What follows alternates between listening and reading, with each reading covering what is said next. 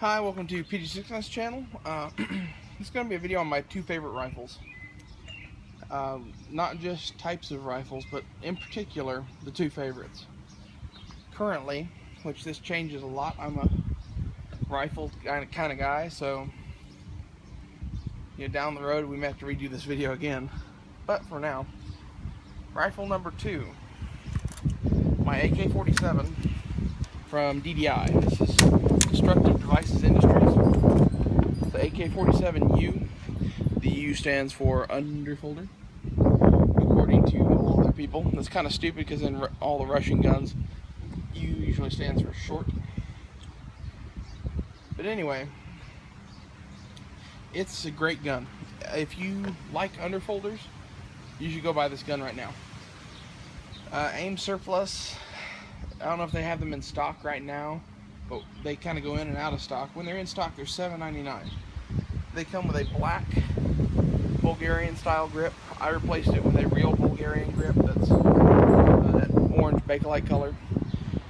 That's like $5 from Apex Gun Parts, and this is a milled gun with a US made receiver and barrel and a US trigger pack, so you can do anything you want to this gun, pretty much. As far as 922R goes, you are covered, because on a milled gun you only need 5 American parts, which is really sweet. And the receiver and the barrel are 2, trigger pack is 3. This has a East German sling, mainly because that's what I found cheap. I would have hunted down a Bulgarian, but I'll leave that to the future. I will get one in the future. This is basically a complete clone of a 1950s era Bulgarian milled underfolder. And this is also a Type 3 AK-47, not an AKM, not an AK-74, and not any of the other clones. This is the third version of the real deal AK-47. And the Type 1s and Type 2s are extremely rare. It's the Type 3 and the AKM that went around the world. In Vietnam, most of the AKs were Type 3 milled guns. Or they were Chinese, which were also milled at that time, I believe. Okay, that brings us... Oh, before we go on, I'm going to also mention this thing shoots like you wouldn't fucking believe. It is awesome. I mean, everyone bitches about the recoil on underfolders and shit because it like transfers up into your cheek and shit. The slanted angle of this buttstock dramatically improves that. Yet again, this is my favorite AK to shoot, favorite one to own, and like I said, it's only like $800. To me, that's a bargain. I really want a couple more of these guns. I just can't justify that to myself.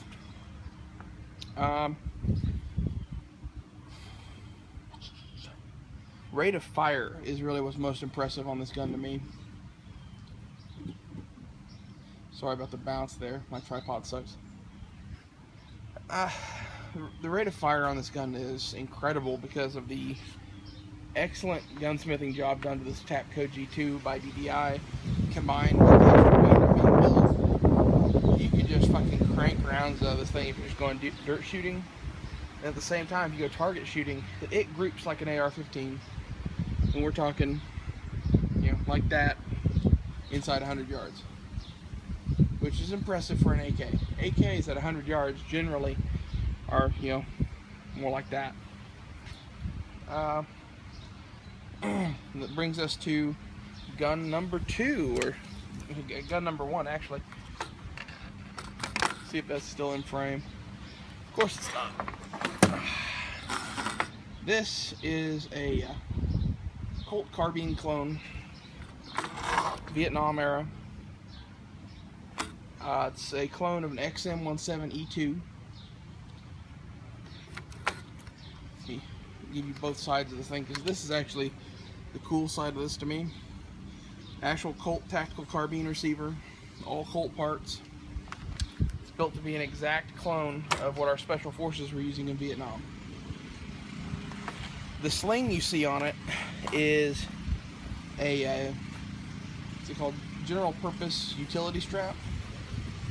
And and some paracord. Okay? It makes a really wide sling. It's really nice to carry the gun by. And it's excellent. It has an AK cleaning rod electrical taped to the handguard, which they were known to do.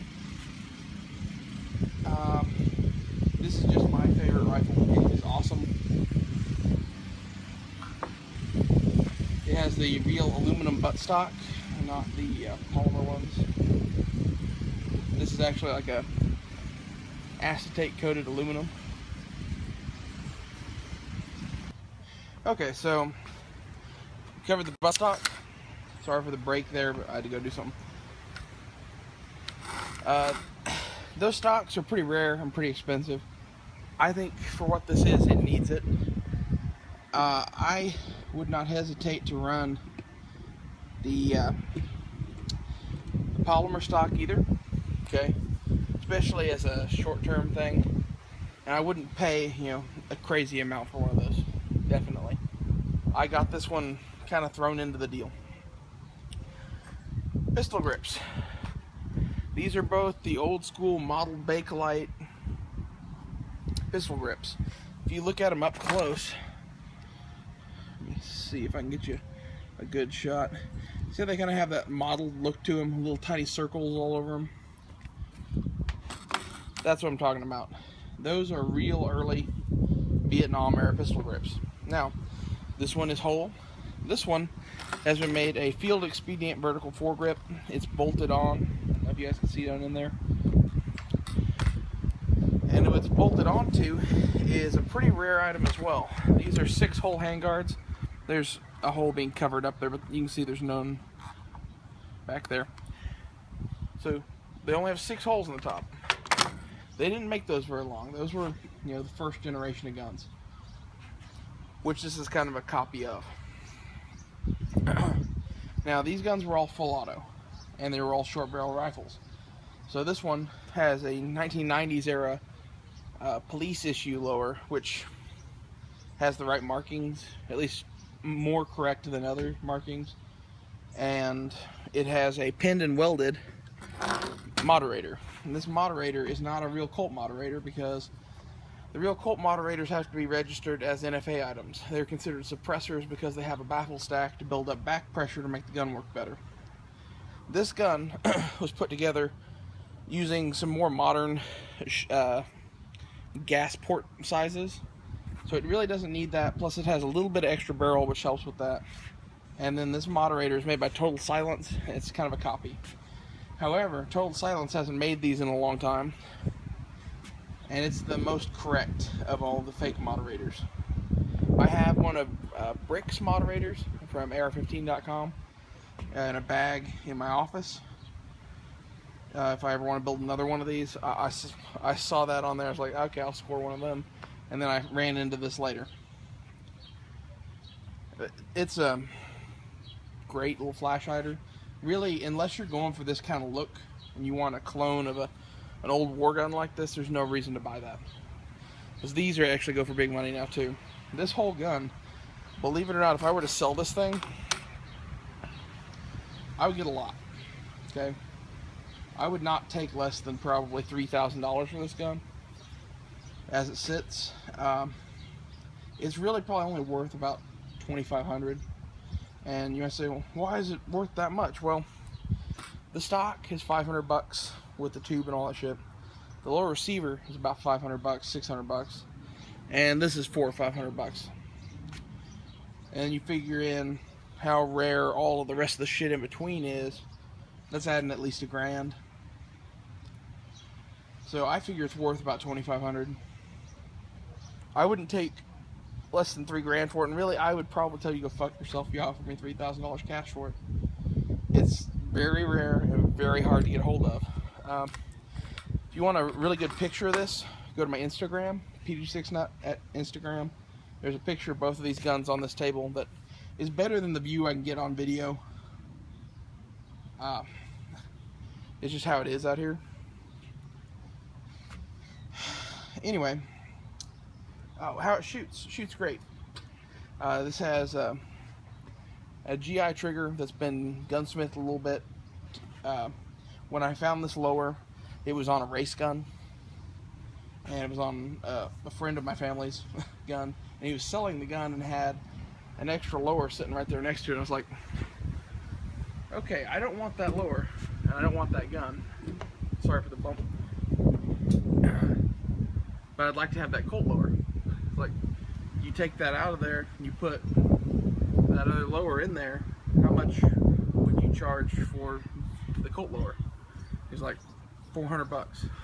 Expecting me to say no. I was like, here's some cash. I handed him $400 bills, and he was happy, I was happy. And when I got the XM177 parts, they were put together on a black aluminum lower from, I think it was a Delaware Machine or something like that, someplace I'd never heard of. So that lower is now on my M16. It's eventually going to get swapped out for a Nodak Spud. I don't know when that's going to happen now, but sometime in the future. But for now, this gun is complete, and that's what I'm happy about. I'm kind of bummed that my M16 doesn't have a correct lower now. It's just the way it is. So, hope you guys enjoyed this. It was a peek into my mind as far as favorite rifles go. If you told me to mark and only own 5 guns, these would be the first 2 on the list. I don't know about the other 3. That may be a future video. So, be sure to thumbs up, subscribe, and like, and do all the rest of that bullshit. And I'll see you guys later.